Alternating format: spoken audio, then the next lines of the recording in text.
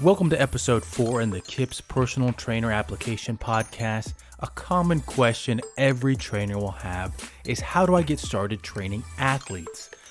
Where do I start in my education route? How do I get experience? Today we have guest Jared Siegmund.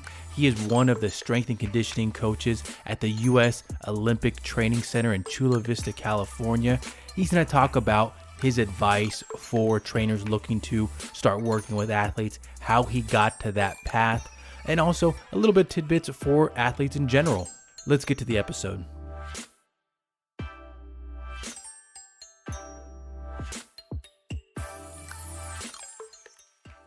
When starting in the fitness industry, a common question any entry-level trainer, whether they're working with general pop, seniors already, will be, how can I get to working with an athlete? So with this question, we have Jared.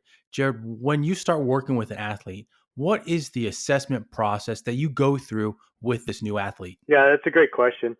The assessment process, it goes back to their goals, whether they're an athlete or you're in a personal training setting and you have a mom who wants to lose weight, you still have to go back to their goals. And it's for an athlete, it's usually a flexibility issue, a strength issue, a strength endurance issue, or something that directly applies to their physical attributes in which it relates to the sport. So I try to break it down into their goals. I meet with them for about 15 to 20 minutes, depending on the athlete and what we all have to talk about. And this is just a general meeting where we talk about their goals from a tactical, technical, physical, and all aspects of what the coach is actually looking for, and how we can talk through, maybe it's the biomechanics of their sport movement or their endurance or their mental state under fatigue. And then we can break it down to actually how we want to assess that through the exercise prescription that we'd actually look to induce in a daily or periodized manner. Good stuff right there. Good stuff right there. So Jared is one of the strength and Yeah. conditioning coaches at the U.S. Olympic and Paralympic facility down in Chula Vista, California. And as we're going to uncover in this podcast episode, an athlete is somebody that is motivated typically. They are well versed in exercise. They have a common knowledge of what each exercise can do for them and what you'll have an idea of what exercise they should be doing in a program. Jared, have you uncovered yet anything in your career so far that specific athletes tend to gear their training towards certain exercises, or potentially they believe they should be doing certain exercises? Yeah, that's a really good question. So I spent my last quad with rugby and USA Rugby, work with men's and women's rugby, 7-side mostly, but I had my stints in the 15 rugby as needed. But a big thing that athletes would come to me always and say is, what do you think about CrossFit? Is CrossFit good, or should I be doing more CrossFit? As I don't know if you know about the energy system demands of rugby, but it's a constant state like basketball or soccer, back and forth. There's not a lot of stoppages in play. So like there's a huge muscle component of it, and especially on the lower body. So there's a type of transfer with CrossFit. I just always ask my athletes to understand what CrossFit and understand the instructor to make sure that your needs are being met, and it's not at a risk of injury or overuse injury, because you're obviously doing a lot of running and lower body combat conditioning drills on the field with hitting bags, hitting each other, tackling drills, stuff like that. So we just don't want to overlap too much on those same components, but we do want to keep it away in the off season to build endurance. So if you have a rugby athlete, and there's a lot of club level rugby athletes, so you could actually, as a personal trainer, run into quite a few of these rugby athletes on a club level. It's just that we find balance, and we make sure that we actually don't overlap too much with what they are doing on the field, and we can keep the shoulders healthy and keep the range of motion, and we're not just burning out the same muscle groups day in and day out, so they become overreached and then eventually overtrained. And then that's when we start to see some of the ACL start to occur, and some maybe Achilles or something like that, or get into that manner. Yeah, and I think that's a very good way that you phrase those items right there. And it's not so much that CrossFit is bad in No. general. I come from the belief that exercise, somebody that I'll say in general, we have an issue in our country that exercise is not high in demand, and we have, I think it's 66% of people are overweight or obese. So getting people moving, That's our Yeah. issue with what we're talking about today is athletes. So, and I would say, just like with many other clients, the mental space or even their how they view things is almost a trust relationship. So, with I'm guessing with these athletes, you're building trust with them, so they understand that you are not saying no. That's not what that's not right. You don't want to do that stuff. You're showing them, okay, here's how we can optimize things for your programming, for what you want to do on the field as an athlete. And something to kind of build back towards the assessment. Do you guys do any type of work with the mental space with the athletes, maybe the preparation for when they get ready for competition? Yeah. Just to go off assessment, I guess how my career has gone. I tried to. So I started with University of Minnesota. Worked with all the sports Hmm. team there. Then came out here, worked with a bunch of teams before London Games 2012, and then I got into rugby sevens. And I didn't really know much about rugby. Never played rugby, but I played football and basketball, wrestling, baseball, so a bunch of other sports. So I was comfortable with the contact and some of the sprint mechanics and change of direction and all those components. But I was trying to find an assessment where we could take into these skill sets and under fatigue, and then is it worried about like running volumes? What's too much? What's too little? Should I listen to the athlete when they're complaining, or if they have had multiple hard sessions, are they overreached or are they not overreached? So how do we quantify that physically, mentally, emotionally, Hmm. and how does that all matter? So I started to search for this gold standard of testing, or and I basically started with I think it was around 7 tests at the time, where it was a like an Illinois drill, change of direction to this cone. It was a bench test, a pull-up test, a yo-yo for sprint endurance, and a few other tests. But then I kept, oh, that's not really quantifying into why our team is not winning. You know what I mean? It doesn't really have that Hmm. standard that I'm looking for. So I really I did. Then on the other side of it, as far as we did a manual muscle test as the athletic trainer and the team doctor would go through. I do an FMS test, and but it wasn't really sports specific enough, getting to the nitty gritty of actually why we're losing games or the decision making. So it goes back to that trust. And I was sitting in a meeting today, so I've kind of gone away from a lot of the assessments, but I try to assess every movement, if you can frame that mindset. Hmm. So you're understanding how that's gonna and the psychology behind that, how these movements and how you approach your philosophy of motor learning to each athlete, and how much feedback you get, internal, external, implicit, explicit. So you start to think about all these kind of things as you go through and assess. You're assessing every movement scenario that you do in life, that you leave them, because you're only with them for like an hour a day or 2 hours a day. And whether it's in the athlete world or in the personal Hmm. training world, you're still only with them a small component. So if they can, when they go to, go for that jog or that walk, if they can pull their pelvis underneath them, set the core, and actually run in a decent manner, or walk throughout the day the right way, or get up out of the chair the right way, like, or sleep a little better, like all these little components can start to add up over time. And I was sitting get back to my other point, in a high performance meeting with USA Archery. We meet with a sports psych, nutritionist, assistant coach, head coach, and then the high performance director from the USOC. And still the main component with all these things was the mental side of it. And the messaging that we basically kind of ended at the meeting with was, can we make it clear? Can we give them confidence, and can they have fun with it? If we can do these three things, Yeah. they're gonna trust, and they're gonna have ownership in it. So that was like the big thing again. That was always the takeaway. Not that you don't need to assess. You need to assess to dictate your exercise selection and prescription for your exercise, but you still need to have those three core things to drive and be the driver within everything, that trust and accountability, along with fun. Yeah, Agreed, yeah, agreed, and agreed. I like to add a component of fun that you yeah. threw in there, and something that I've talked about in different podcasts is, and even written about in programs, courses, was about the constant need to evaluate on a Mhm, daily basis. How is your athlete, client, individual sitting in front of you? How are they moving it on mhm, that given day based upon their mood, their workload on a previous day, how they slept, what they ate?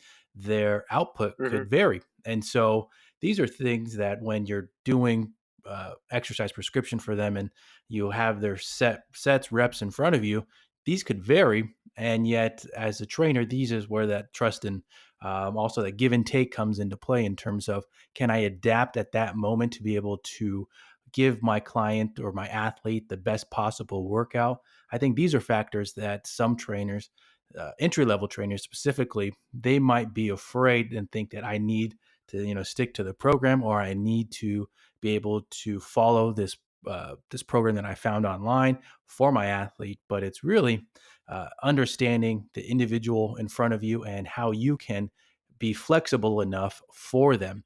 You agree with that? 100%. I was just talking to one of our interns the other day, and he's like, "Why don't we max, or why don't we just do a 3 rep max more often?" Or maxing is what I read in the growing up learning the NSCA book. I studied it. We should be maxing. We should go through all these blocks in a specific manner. But to be honest, everything we do with these people, it's undulated. They're always doing different things. It's not always in a strength block. They could go for a run, and then all of a sudden, does that wreck my training? Then they did something out of that energy zone. You know what I mean? Like that day, they were supposed to be at Yeah.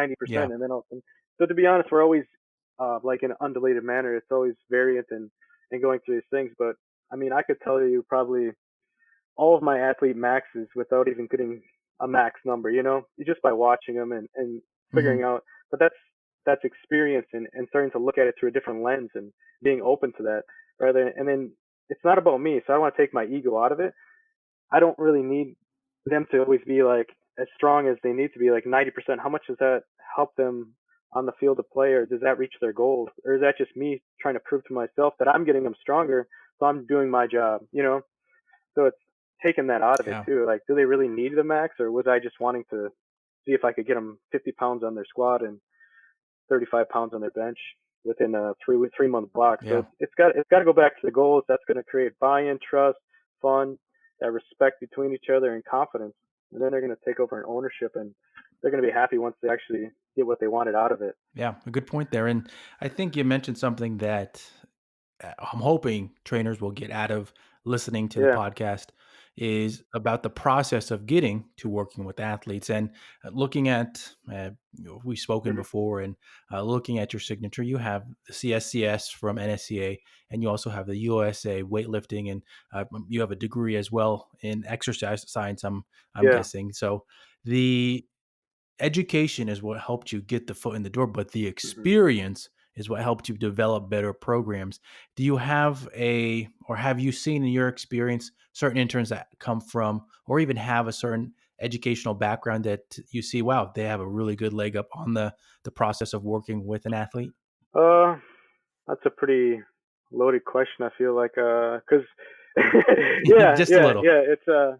I guess it's within talking to a couple minutes of how you feel and how you interact with somebody, you can tell like, oh, they're going to be open to learning and taking in a different aspect of Yeah. knowledge and adding it to their toolbox and putting it in there rather than it's more about a mindset. I think like the growth mindset versus close and how you grow and the philosophies that you have and the stuff that you're reading outside this realm of S&C. The more that you can expose Yeah. yourself to these things, then you're going to take those ideas and concepts and put them into your toolbox, your life, and it's all we're all humans, and if you can relate to the other individual that stands across from you that you're trying to help, man, that's going to go leaps Hmm. and bounds. Even if you don't really have all the initials behind you, they're gonna try that 10% harder if it's a lack of effort in America today. Like 66% are overweight, and like you said, the CrossFit is a way to Hmm. actually create that energy and trust and respect. Not that I speak negatively of it. It can be I think it's a huge positive, and it's done a lot for the fitness community. But we just gotta put the knowledge Yeah. and that together, so then we can marry that to a something that's really very beautiful. Yeah, Yeah, good response there. Good response to the loaded question. yeah, Um, yeah, with education, whether it's the CSCS, yeah. PES, or you have your degree, how you apply it is really in the Hmm. detail.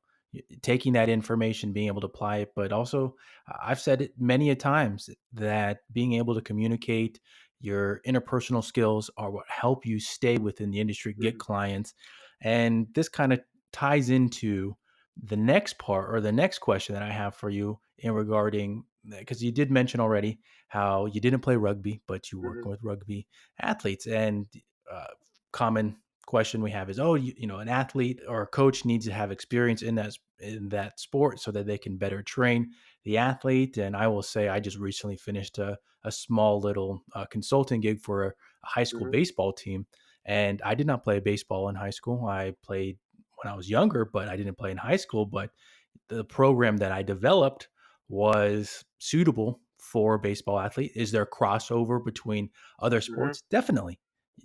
Athletes are still going to squat, they're going to deadlift, and they're going to press. So finding that type of give and take in terms of where they are as athletes and what can you program for them in that given time, just how you said, you often only have an hour and a half, 2 hours with an athlete.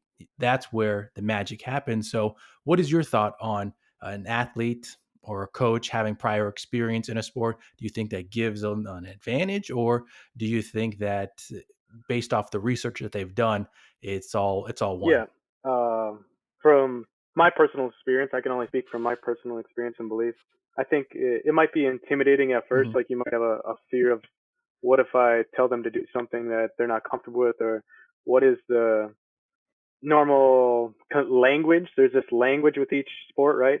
They have certain things that they say at different ways. The like even the even with rugby, it's most of them are English or Kiwi, so they're always saying mate and all these other slang terms.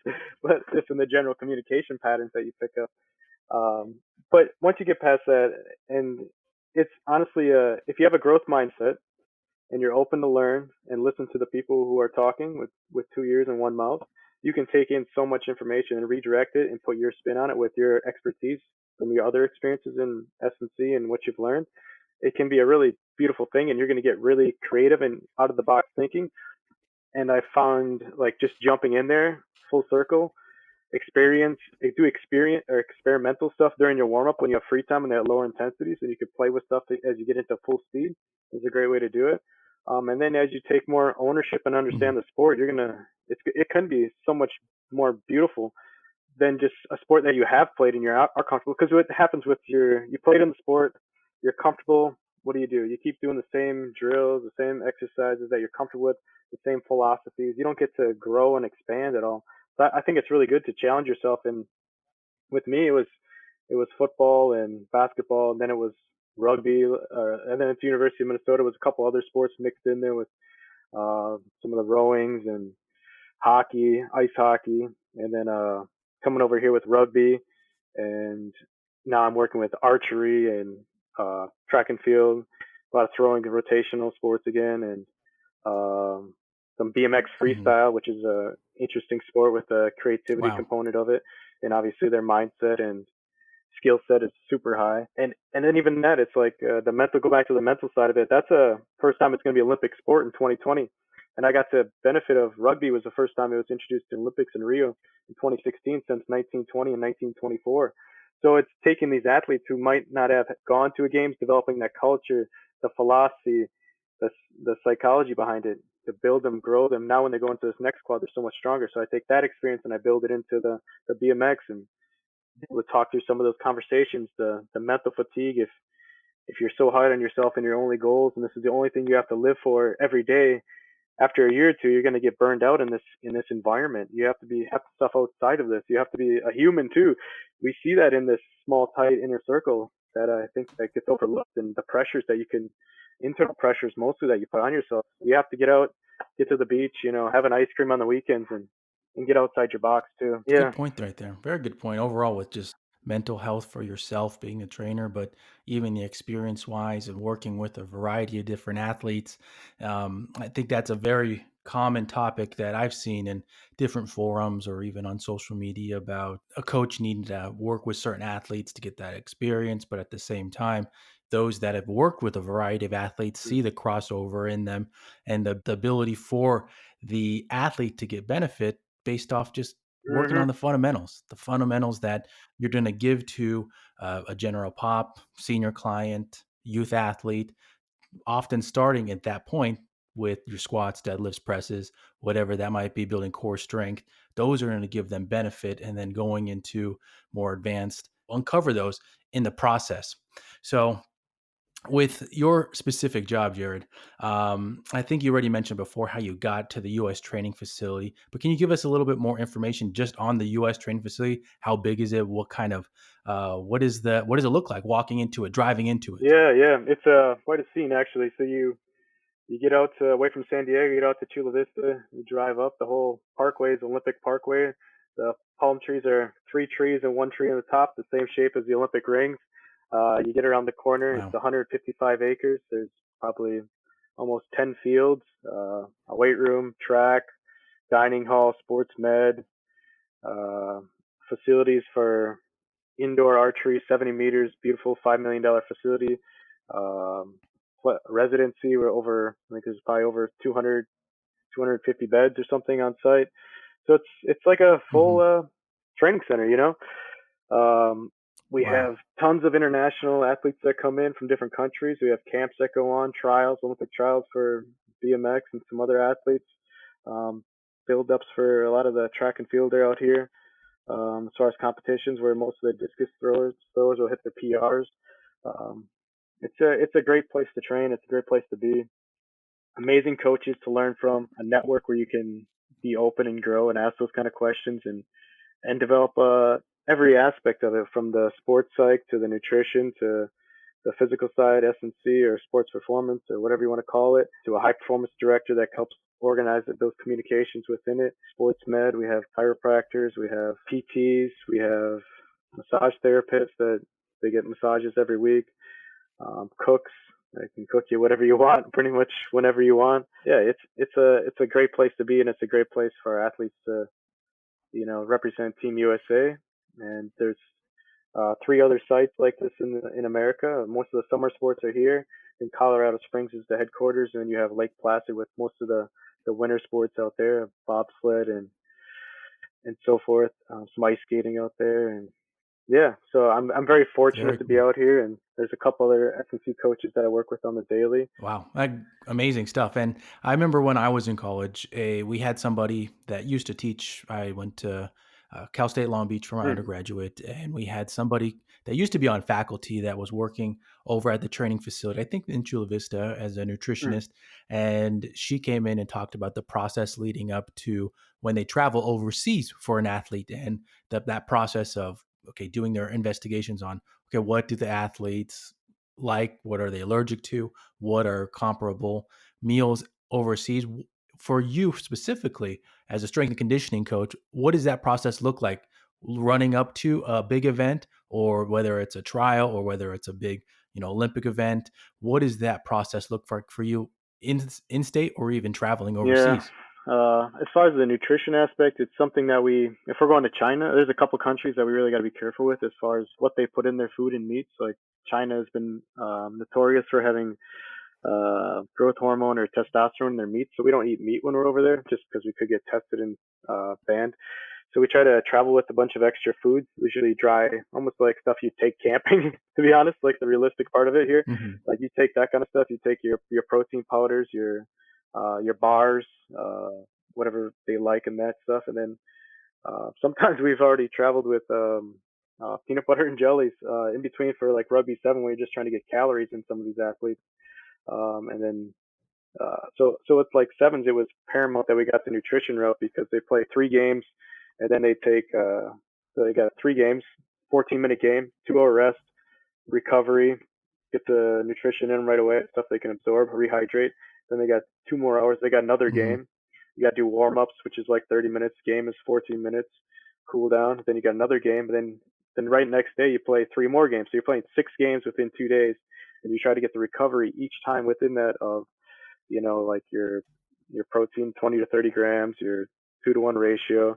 I would help make smoothies with the nutritionist so we could get those in and something because they don't really want to eat when you get done running doing a heavy contact sport like rugby. It's just you're trying to just relax, trying to watch film, trying to prep for the game plan for the next team. So all that's got to happen within 2 hours, and Hmm. then they got to set the mindset and refocus.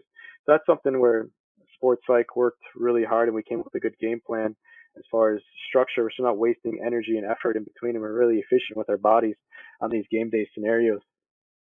So there's just so much that Yeah. goes into it besides sets and reps. We got to just be aware of that. We're all talking as communicating Team USA support group, and we put the priority where it needs to be put, and we have a common theme, and we have these high performance meetings, and that's what we talk about. Before we get to the podcast takeaways, I wanted to briefly touch on something that you are a part of, a company called Emergent, where you guys are working on getting this information out. For me personally, I think it is very similar to motor control, motor learning, how an athlete learns to go through or how they receive information and therefore their output. Can you give some more information on that? Yeah, this is a great opportunity to learn and grow on how to structure. If you have an athlete that, or if you have you're a coach and you just don't really know what to do. This athlete he plays football and he gets around the field and he's just kind of sloppy and he doesn't know, and you don't know how to create these movement scenarios, or what is a movement scenario that's actually going to help transfer to the game. And it's something that for me Hmm. personally, that I connect with from when I went from football to doing simple cone drills, running back and forth, to a rugby when it was more open, and the coach sets up a scenario where it's actually really representative of a game, and you can go through and these athletes are not completing the same pass, the same person every time. There's diversity within how that defense comes up and presses each other. We have different numbers, we have different scenarios as far as the spacing of the field, and different aspects of all this kind of stuff going on. So it's a beautiful way. There's a lot of education behind it, theory based, why we do what we Hmm. do, and then so that was always the question I had when I was rugby. Like, why? I know this stuff transfers, but why am I doing this? Or why does this make sense? So there's some great educators, Tyler Yerby and Sean Mitzka, I've worked with and helped get this company off the ground. And we launched it in October of last year. It's called Emergent. Hmm. Emergentmovement.com is our website. Uh, Emergent, then it's mvmt.com. And we have a weight room course actually we just put out last month. It's called Approaching the Weight Room from an Ecological Approach. And we dive into some of these things where you might want to introduce during the warm up, like I was talking about, different scenarios of maybe it's you have a athlete who's really tight and he doesn't know how to squat, so you let him do different variations of squat during his warm up, so he's not always doing the same rep every time, and he can feel different positions, develop more range of Hmm. motion in these patterns, more competency through the patterns, and ideas on why you'd want to do this. And there's another course called Underpinnings, which really dives into it a little more. And then we're going to come out with a simpler course, Ecological Approach for Dummies, basically. And it's probably going to be around an hour long. We'll talk into some of these concepts and get you started into it. But yeah, it's a great. You can follow us on social media too. Yeah, happy to Good be a stuff. part of it and just help educate some people. Yeah.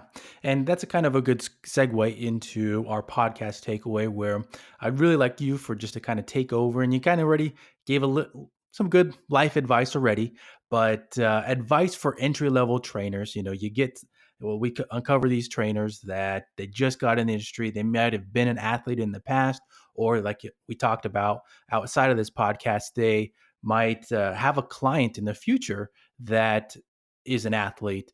What is some great advice that you can give to them? Maybe courses that they can look into, um, internships, or even special type of training, just like the one you mentioned. What is that Yeah, advice? I mean, obviously, I'm gonna be a little. I want to push you towards the course that I took, and maybe that's not right away. I think you should get the basic understanding of, take your NSCA, your CSCS, get that sorted away, understand USAW weightlifting, and then start to look outside of just doing maxes or velocity based stuff, and start to look at the quality of movement of individuals, and then that's going to help you transfer those movement patterns of the biomechanics, understand good running form, and obviously after about a year, you're probably get through some of that, and then you're gonna want to strive for something more or look for something more, and that's when you're gonna start to ask these kind of questions, as I am kind of getting to in my time in the last probably 10 years in the field. But I think to get started, at your university, if you're in a university, go volunteer, get in the weight room, stand around some coaches, ask some questions, feel dumb a little bit, ask questions you might not feel comfortable asking, because you're going to be so much better off before. Put yourself out there for your weaknesses. If you have trouble communicating, force yourself to get out there and communicate. Force yourself to get out there and talk and speak to the athlete back and forth, and create that relationship, and you're going to feel so much better for it. Um, Volunteer at a gym if you don't have a university that's right there. get into, if you like personal training, you like helping people in that aspect, get out there, volunteer, do stuff for free in this field. Unfortunately, we have to do a lot of things for free. I've been there for a couple of years and done a lot of stuff for free, but it's going to pay off, trust me. And if you're a good person, you have good intentions and good passion for it, it's gonna pay tenfold. Um, Even if you got to move in this profession. You got to get out there and move. You got to be a goal getter. You got to follow up with people, ask them questions, find them on LinkedIn. Like, if you're in the area and you want to come by the training center, I'll come show you around. Like, I'm open to helping people out. I know how hard it is to get in the profession. Um, you just got to go out there and do it and make it happen. And just have no excuse. Like, if you work hard and you work your ass off, you'll get what you want. You'll be rewarded. One, it's a very nice offer that you Yeah. gave there, and I think you gave a lot of gold nuggets there, especially the giving stuff away for free. Whether you're working with athletes or you're trying to break into that field, there's probably going to be a good amount of giving stuff away for free. Your training, your advice, so that they can see you're knowledgeable. You got to think about it. These people are going to be Hmm. investing in you, whether it's for a new career path or sessions with you, and their information that they were given about you, they might be unsure. So you might have to give stuff away for free. That's across Hmm. every, I'll say, training profession, whether you're in a corporate gym, you are at a wellness center, there's stuff given away for free and it helps you with experience. That's what you're taking away from the experience and knowledge of training people, getting that repetition, just like with exercise. Yeah. You start off learning a new exercise, whether it's squats, deadlifts, you might be pretty poor in your movement, but after time, repetition, and learning, you get better at it. Same thing with strength and conditioning. Absolutely, absolutely. And if you guys want to reach out to me, you can just look me up on social media. It's just Jared Siegmund, and like I'm on Instagram, I'm on Twitter. Yeah, and just let me know if you're ever out here. I can help you out, or if you want to email me or send me a message, questions, concerns, or follow ups. Why you say what I said, or why I believe what I believe, and I'm happy to get into the details for your situation. I've had interns that go back and forth between different scenarios. Should I go into the Dominican Republic for baseball, or should I try to find a university job, or should I get into personal training? And it all depends on your life and your life experiences. And there's different reasons why I chose the path I did and led me to this. And there's gonna be different reasons why you do the same. So you just gotta make those tough decisions when they come, and move on, and go forward from it. Don't dwell on it, good or bad. Yeah. Good stuff, Jared. Yeah. Good takeaways. One, you gave a lot of great information there. And then also, you already answered my next question about where people can find you.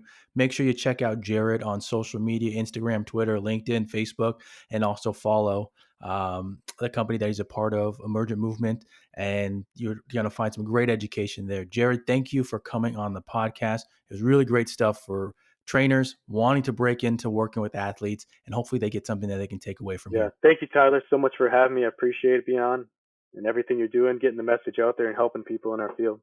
That's all we can do.